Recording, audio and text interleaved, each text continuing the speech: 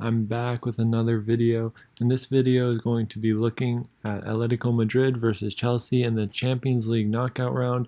It's going to be made using Keyframe. That's how I put in these illustrations. And if you want to learn more about Keyframe, check out the description, and there's a link posted towards Keyframe if you want to check it out. But let's get right into it. So Tuchel's side played with 3 defenders in the build-up phase, with a bit of asymmetry, which we'll get into in a minute. And the biggest change in their structure was between the double pivot, Kovacic and Jorginho, and many times they played with a single pivot through Jorginho, which is a bit different look from how they recently lined up in the Premier League, but we can assume that's because of the lesser occupation that Atletico Madrid had in the first 2 lines of their defensive shape.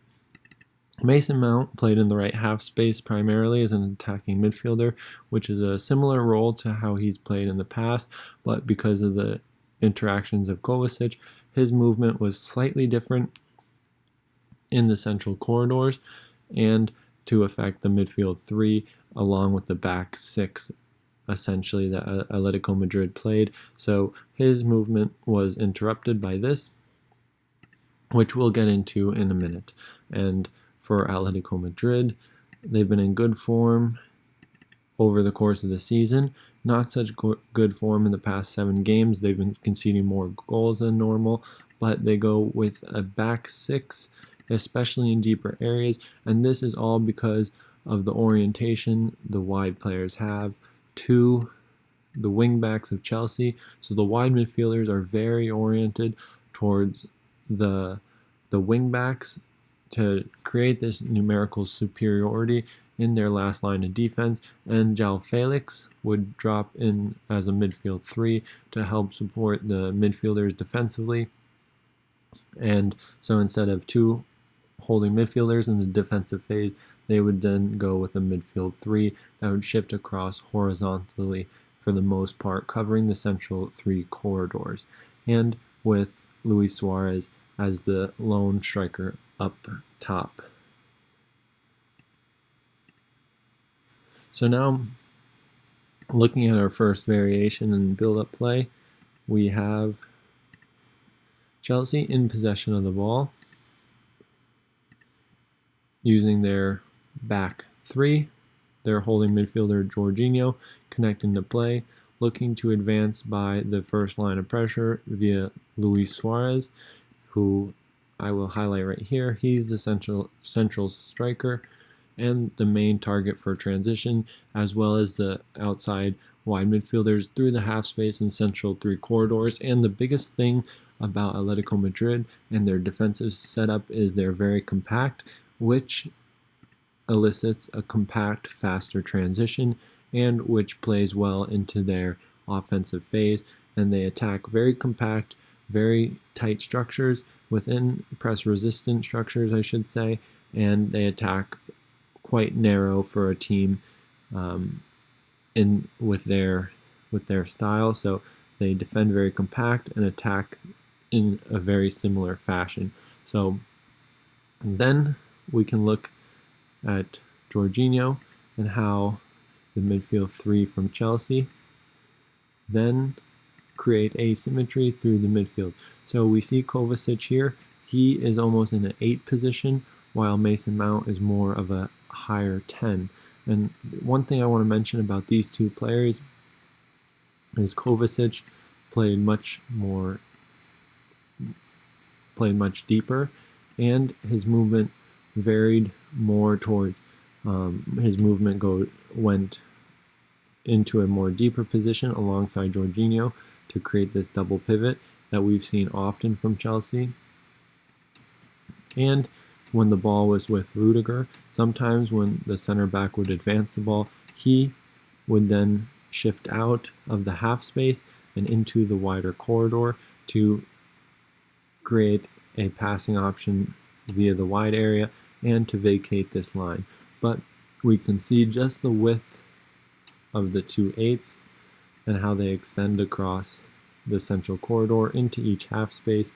So this was primarily to play on the blind shoulder of each wide midfielder in the midfield three to try and separate the connections between a compact midfield three to then promote the space between the lines. And often, even for Mason Mount in his situation, he would often play a little bit deeper than usual, and Kovacic coming wider and deeper than he normally would as well. This would create the space between the lines for players to check back into or make inverted runs into more narrow positions. So we can see here the space and the target space is between the lines between the back six and midfield three, which is, as we said, the primary target of the two midfielders, the 8 and the 10, to overemphasize this space through the manipulation of the Atletico Madrid players, and then to access this via a horizontal run or players from a higher area pinning some of the defenders to then move back into this area. Atletico going with the back six, they had much more versatility and mobility from their defenders to be able to jump into this area. So with that in mind, we can continue on with the video. Now we see a first key pattern was Azpilicueta driving forward, and as they got closer to the Atletico Madrid goal, it was important to have a strong counter press structure with numerical superiority in the back, in the last line of defense, between the two central defenders. And with this, they were able to null the effect of Luis Suarez in transition for the most part. So by Azpilicueta driving forward, and usually it was Azpilicueta, sometimes Rudiger would do as well, but primarily just Azpilicueta, this was able to create a three-man base structure in the platform area alongside the single pivot, Jorginho.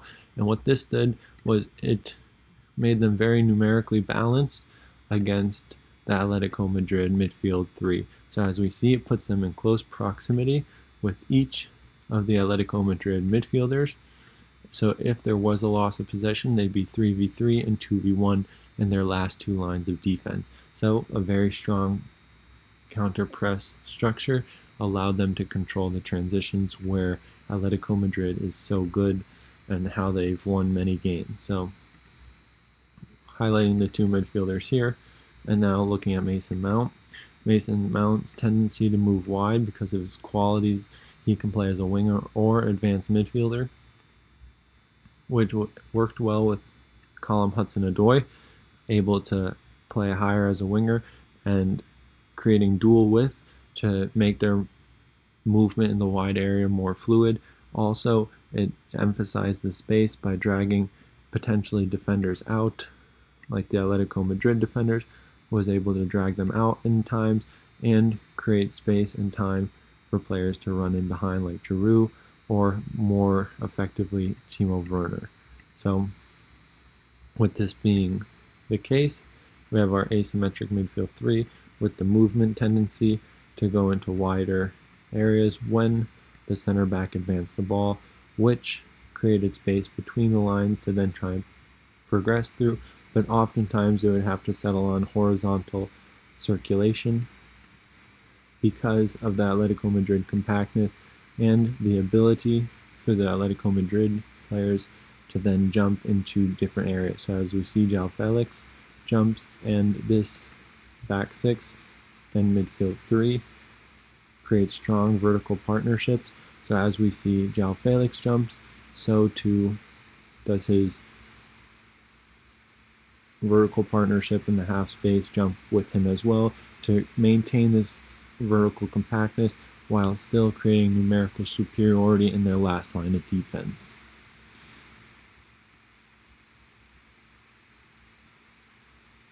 So going into the low block now, compactness gets even tighter from Atletico Madrid. We see midfield three still really emphasizing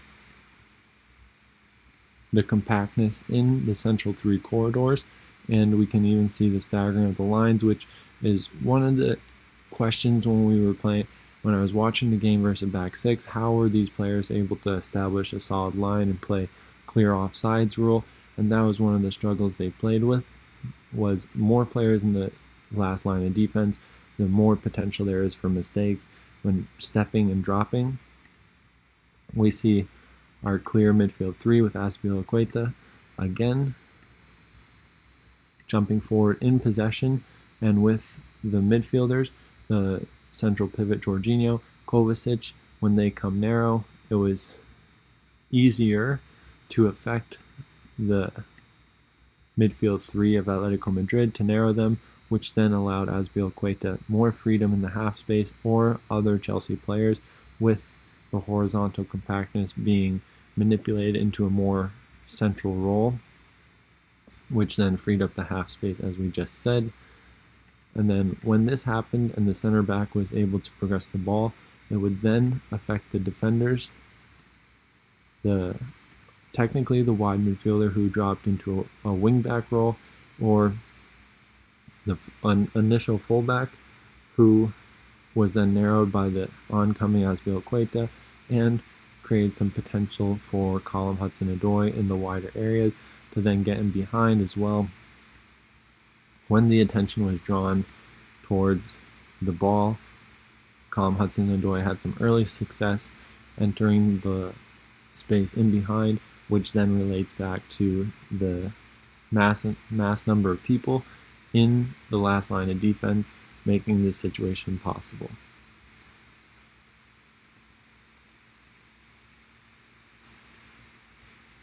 So, really clear picture here, and the movement from Kovacic, as we said, coming into a wider area, more into the half space, the lone pivot Jorginho, and Mason Mount as well, playing a little bit wider than usual, and this creates potential for Timo Werner to come in between the lines and take advantage of this space created between the back six and midfield three of Atletico Madrid, with Luis Suarez trying to create dual roles to cut off the pivot and circulation, but obviously he was unsuccessful because he could not do both, and because of the limited help from the midfielders, because if they jumped, there'd be more space between the lines, which they'd be able to occupy. But primarily, Atletico Madrid focused on controlling the space between the lines through their compactness or through jumping of defenders, which I'll show you just really quickly here. So when a defender is taken care of, Giroud is marked, and they have a free player, this would allow the fullback to then jump into the midfield and track a runner like Timo Werner here, but they would primarily only do so with players they created a vertical partnership with. So they wouldn't do this if they just had the freedom. They also had to have players in similar situations to do so. And now we see a potential for Rudiger to progress through the half space, and which is why Kovacic makes himself wider, entering the wide area, and potentially Timo Werner checking the ball early to get the defender to jump to then access the space in behind. So now Chelsea in possession a little bit deeper, and we see the deep fullbacks, or the deep wide midfielders, I should say, from Atletico Madrid very early on. Two forwards, start to see it more clearly, and even the vertical partnerships we can see with Atletico Madrid's team in the high block. And now we just see really clearly the orientation of the wide players in the wide area, tracking the wing backs at an early stage, not allowing them to become free players and not using their cover shadows usually to block access to them. So instead, they have this man orientation towards them, and the front two and the two central midfielders use positional superiority and vertical partnerships to maintain compactness and connections to cover each other, as well as try and create dual access to multiple Chelsea players, again feeding into positional superiority and isolating possession into the wide area. Now, this was only successful when Chelsea made mistakes on the ball, or when the intensity from Atletico Madrid was there to then be won. So if we just look quickly at the space Atletico Madrid can potentially control just by vertical partnerships alone. In the pivot area, they can control 3, and in the high block of a very flat midfield line can lead to trouble, not creating meaningful connections beyond and manipulating the defense from an early stage and taking advantage of the space that's present in the high block. So the ball goes in to the holding midfielder, and now we see the shape start to take place at an early stage, but with also defenders jumping, like we see from here, Atletico Madrid players jumping, using their anticipation as well to then take advantage of this to create interceptions. We see them able a few times on a few occasions to then win the ball in advanced areas. And this was, I didn't feel they really pressed enough. They'll have to in the second leg. Looking into it, they'll use more concepts like this and more heavy pressure. But now we have players able to then access an overstretched offensive structure by Chelsea and looking to get into these areas more advanced, as well as players being able to cover the attack through their wide midfielders. And if they play with these really deep wide midfielders again, I think they'll have to use these players less in advanced areas and more in transition to cover the players that are attacking through a narrow space. Just because of the proximity, Atletico usually play with inverted wingers or inverted wide midfielders who then access the half space, as we see here, to then transition to and attack very vertically. But with them being so deep, it can be quite hard for them to get up the field, so they might have to make more horizontal movements if they continue with this tactic. But I don't think they will. I think they'll go back to a more heavy pressing direct Atletico Madrid in the second leg, so we'll see how that pans out. So now, again, with Chelsea in possession of the ball, and just again, the pattern of Azpilicueta advancing the ball via the right half space, with Jorginho as the lone pivot, and both his central midfielders in the half space, and using asymmetry with Mason Mount entering the wide area, just separating the connection between the midfielders of Atletico Madrid. So when João Felix jumps, it just stretches the connection just a little bit to potentially open up space between the lines, as we are seeing here. Just enough for the space to be there, present between the lines, so it can either be accessed directly if the connection is overstretched that much from Atletico Madrid, or it could potentially be played around via positional superiority, or the space could be there for Olivier Giroud to then check into and drag the Atletico Madrid player out, which would then allow Callum Hudson-Odoi to make runs in behind, or even Timo Werner from the weak side through the blind spot of the defender. So this asymmetry all stems from the initial player progressing the ball via the right half space, Azpilicueta, and then just maintaining the distance between the two central midfielders, as we see when Mason Mount goes wider, taking the cue from the progressing center back. Then Kovacic just slightly inverts more towards the half space. So if Azpilicueta does jump in line with Jorginho, Kovacic will then occupy the left half space on a deeper roll, and then they would have their 2-3 press resistant or counter press structure to cover the advanced players. So now we see the play progress. Kovacic moves more narrow into the half space. They have their 3-man press resistant structure against Atletico Madrid's 3-man midfield with João Felix.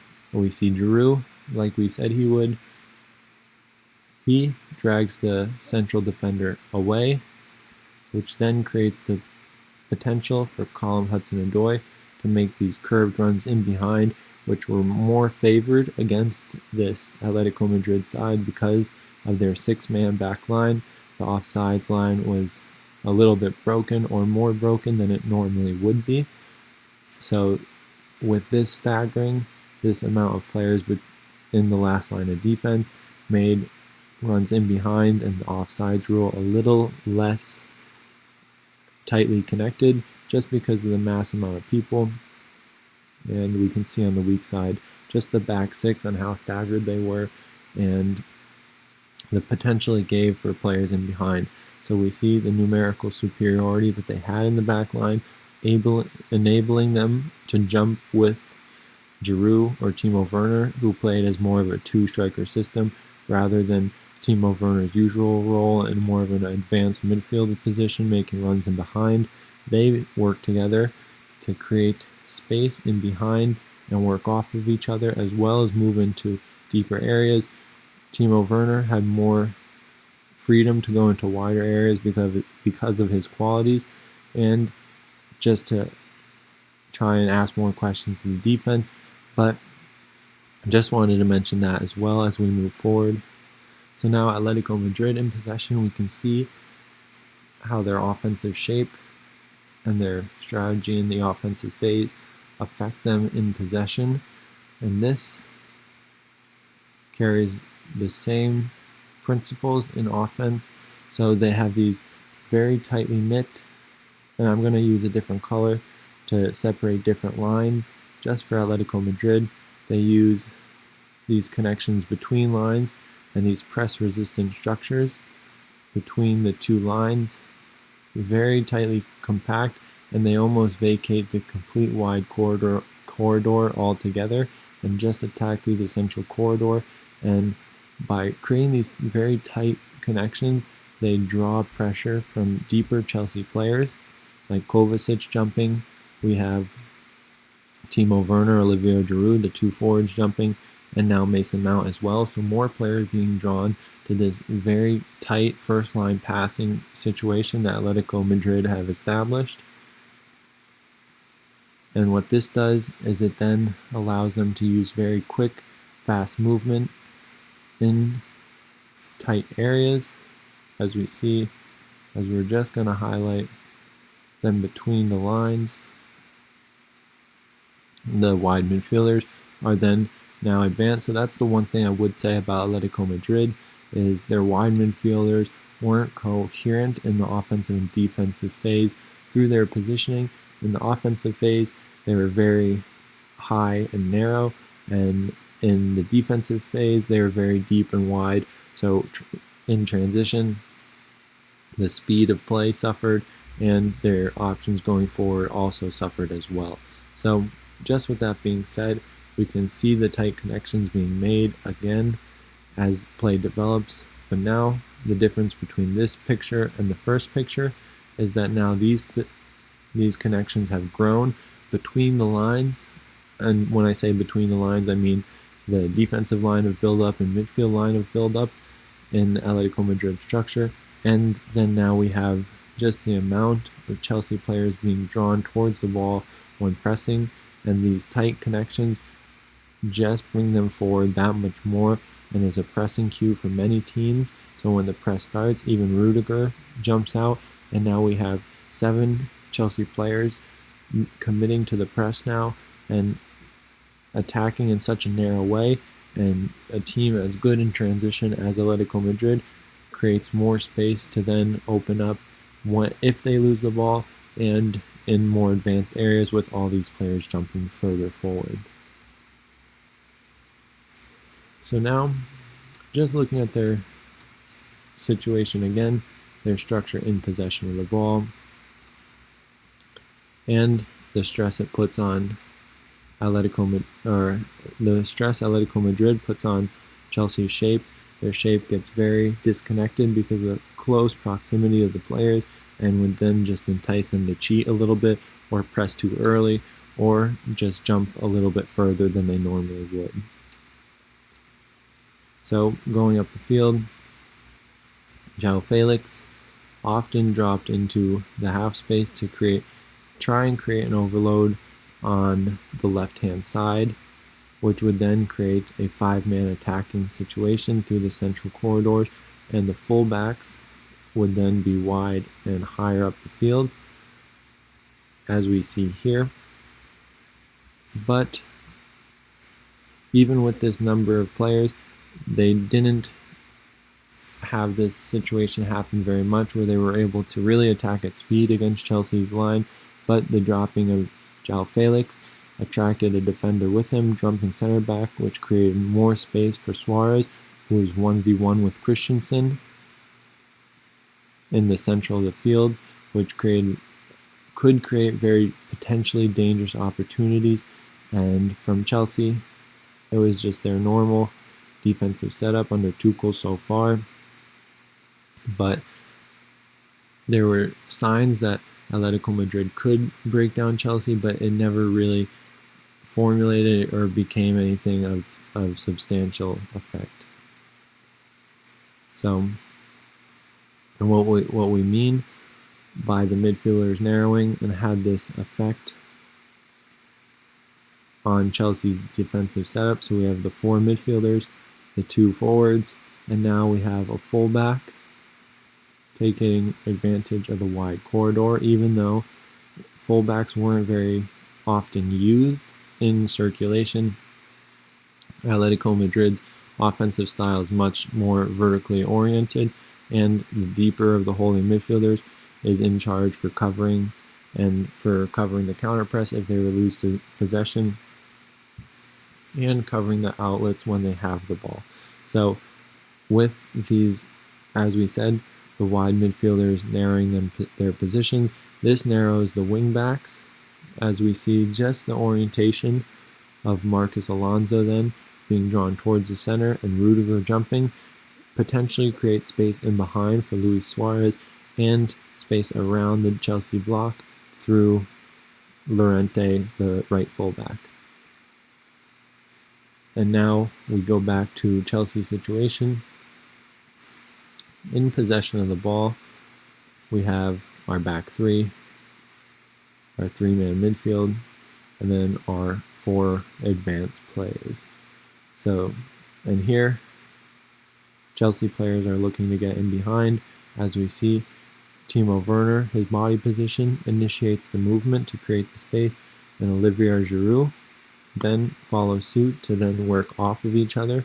And already we have the situation going deeper, and we have just a slightly staggered midfield from Atletico Madrid with their deep wide midfielders, as we see here. And one crucial principle of Atletico Madrid is always staggering their midfielders to create access on multiple planes, but by using their wide midfielders in this role, they lose something in transition, and with their both central midfielders jumping at times, it created a weird dynamic with a lot of space in behind that Chelsea just, I don't think, were quite mature enough under Thomas Tuchel to quite yet take advantage of situations like this, where they had all this space between the lines, but they had a very well-versed defense that had planned for this. So it'd be interesting to see how Thomas Tuchel and Simeone change the tactics slightly to prepare for these situations, but something to keep an eye on is the space between the lines and how it's covered by the deeper wide midfielders, and how Chelsea look to take advantage of this.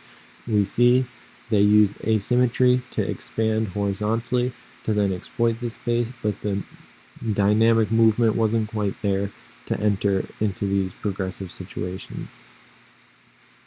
So in the second half, it was more the same, as we see here from the back 3, playing a little bit asymmetrically, and even at times Chelsea's midfielders became more narrow in the second half to then create more space in the half spaces for players like Azpilicueta to advance. So with Mason Mount and Kovacic moving more narrow, this created the situation for the Atletico Madrid players to also become more narrow.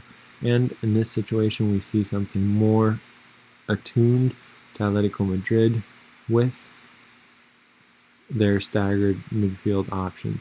But still, the two wide midfielders are the deepest players in the midfield four, while the two forwards are the players then jumping. And we see just the vertical partnership controlling the double pivot area, or trying to, as we're highlighting here. And we see the vertical partnership just trying to control the space around Jorginho, which they use less often, I found, in this match than previously, and they use more progressive half spaces to then dribble and progress into the midfield and try and pull out one player from the back six to create the free man. And now, as play progresses, we can see how Chelsea use their shape and Timo Werner, and we're going to get into the Timo Werner Marcus Alonso very soon. And just to show you one more time a more clear picture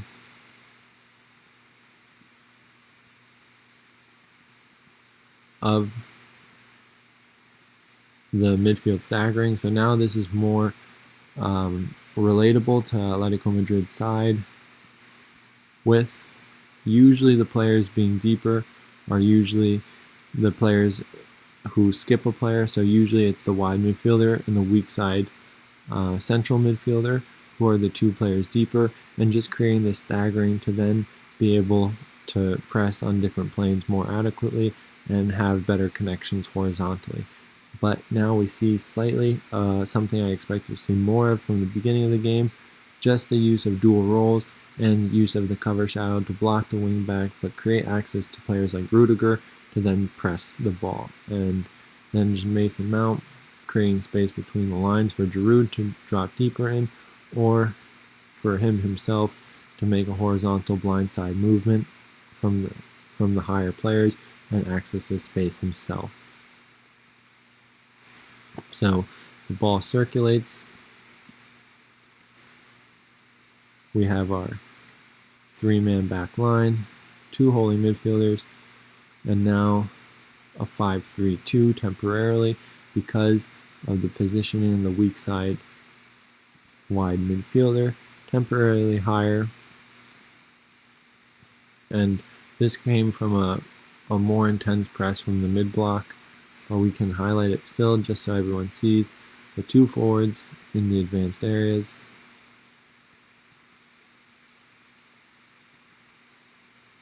Now we have our three midfielders and our back five with our wing back jumping.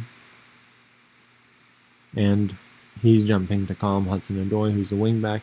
And then now just notice the positioning of the players, Timo Werner and Marcus Alonso on the weak side, and their positional interchange that's about to happen.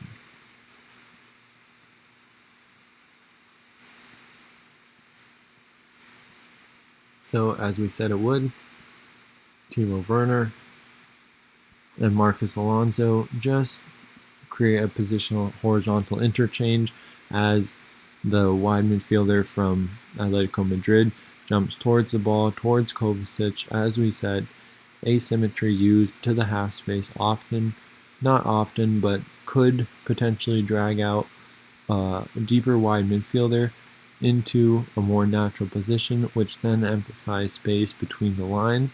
So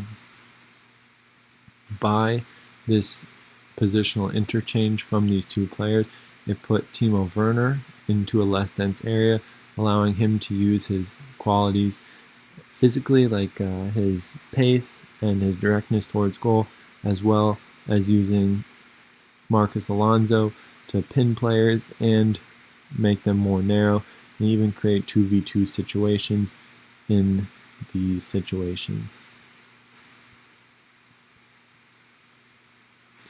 So as we move forward, I'm not going to spend too much time on these, but